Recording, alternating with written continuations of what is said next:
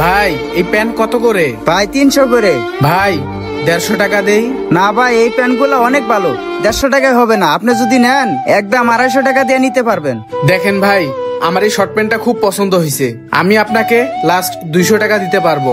ভাই 200 টাকা তো কম হয়ে যায়। আচ্ছা ঠিক আছে ভাই, আপনি নেন। এই নেন ভাই, এটা প্যাক করে দেন। আচ্ছা ঠিক আছে। যাক, পকেট থেকে সৌদি আরবের টাকাটা বের করি, সে তো ওইদিকে চাইছে, এই সুযোগে টাকাটা এখানে রেখে দেই। এই তো কাজ হয়ে গেছে। এই নেন ভাই। আচ্ছা ভাই, যাই হোক একটা প্যান্ট তো বিক্রি করলাম। না, প্যান্টগুলা গুছায় রাখি।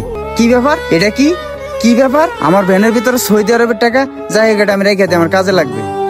এই রবিউল ভাই, এই নেন আপনার প্যান্ট নিয়ে আসছি। ও আনছো, ভালো কথা। ওই বিদেশি 100 টাকা দিয়ে আইছো? হ্যাঁ ভাই, আমি দিয়ে আসছি, কিন্তু আমি এইটা বুঝলাম না, আপনি ওই ভ্যানওয়ালাকে বিদেশি 100 রিয়াল কি কারণে দিলেন? ভাই এই জায়গায় অনেক কারণ আছে, এগুলো তোমাকে পরে বলবো, চলো। আরে ভাই খারান, আপনি আমাকে এখনই বলেন এটা আপনি কেন করলেন, আর এটার কারণ কি? তাহলে তুমি কি কারণ শুনতে চাও? তাহলে শুনো।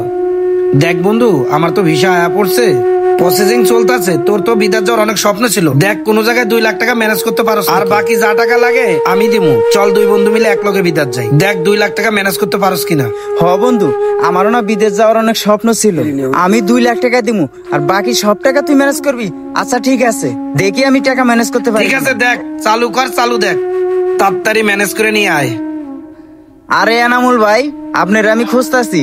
কেন তুমি আমারে খুঁজতাছো কেন? ভাই আপনি তো জানেন আমার অনেক দিনের স্বপ্ন বিদেশ যাওয়ার। কিছু টাকা ম্যানেজ করছি, আর 50,000 টাকা শর্ট আমার। কিন্তু ভাই 50,000 টাকা যদি আমার দিতেন, বিদেশে যেয়ে 1 মাস কাম করে আপনার 50,000 টাকা দিয়ে দিতাম। ভাই তুই আমার কাছে এমন সময় টাকাটা চাইলি, কিছুদিন আগে আমি আমার ছোট ভাইটারে বিদেশ পাঠাইছি, এখন আমার হাত একবারে খালি। ও আচ্ছা, তাহলে আমি আসি। ঠিক আছে। এতক্ষণ ধরে বসায় থুয়ে গেল, কই গেল? আচ্ছা দেখি একটা ফোন কইরা। হ্যালো। হ্যাঁ। আরে হযরত, কই তুই? উন্ডির সামনে। আচ্ছা তুই উইন্ডির সামনে থাক, আমি আইতাছি। আচ্ছা আয়। ভাই কিরে হরজত, কি হয়েছে? ভাই আপনি তো জানেন আমার অনেক দিনের স্বপ্ন বিদেশ যাবো, তা আমার সব টাকা ম্যানেজ হয়েছে, মাত্র 50,000 টাকা। এখন যদি আপনি আমাকে 50,000 টাকাটা দিতেন, তাহলে আমার মনের স্বপ্নটা পূরণ হইতো। আপনি যদি 50,000 টাকা দেন, আমি বিদেশ গিয়ে 1 মাস পরে আপনার টাকাটা পাঠাই দেবো। আরে ভাই, আমার দোকানের অবস্থাই ভালো না, এখন আমি তোরে টাকা পয়সা দিতে পারবো না। আচ্ছা ভাই ঠিক আছে। আরে হযরত, তোর লাগে আমি এনে দাঁড়ায় রইছি, আর তুই এনে দাঁড়ায় রইছিস কি লেগে? ভাই আমি সকাল থেকে অনেক জনের কাছে গেছি, কারো কাছ থেকে টাকা ম্যানেজ করতে পারলাম না। তাহলে কি তোর আর যাওয়া হইব না? না রে ভাই, আমার আর যাওয়া হবো না, তুই যা। আরে তোরে নিয়ে আমার কত আশা ছিল, 2 বন্ধু মিলে বিদেশ যাবো, একসাথে থাকবো। তাহলে বন্ধু তোর আর যাওয়া হইব না। আচ্ছা বন্ধু, তুই কোনো চিন্তাই করিস না, আমি ওই দেশে যায়া তোরে আমি নিয়ে যাবো, তুই কোনো চিন্তাই করিস না। ঠিক আছে বন্ধু? তাহলে ঠিক আছে, তুই যা, তুই যাইয়া আমার নেওয়ার ব্যবস্থা করিস। আচ্ছা বন্ধু, ভালো থাকিস, নিজের আচ্ছা। খেয়াল রাখিস। ও এই কাহিনী, তাহলে তো ভাই আপনি খুব ভালো একটা কাজ করছেন। হ্যাঁ তানভীর, এই ঘটনা।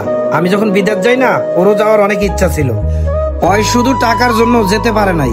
পরে আমি চলে যাই, ও এই দেশেই থাকে। তাই আমি চিন্তা ভাবনা করছিলাম বিদেশ থেকে ওর জন্য কিছু টাকা পয়সা নিয়ে আসবো, যাতে এই টাকাটা দিয়ে ও ভালো কিছু করতে পারে।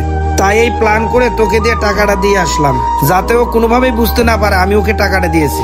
ভাই আপনার মতো বন্ধু যদি সবার থাকতো, তাহলে কতই না ভালো হতো, যে কিনা এক বন্ধু হয়ে অপর বন্ধুর কষ্টটা বোঝে।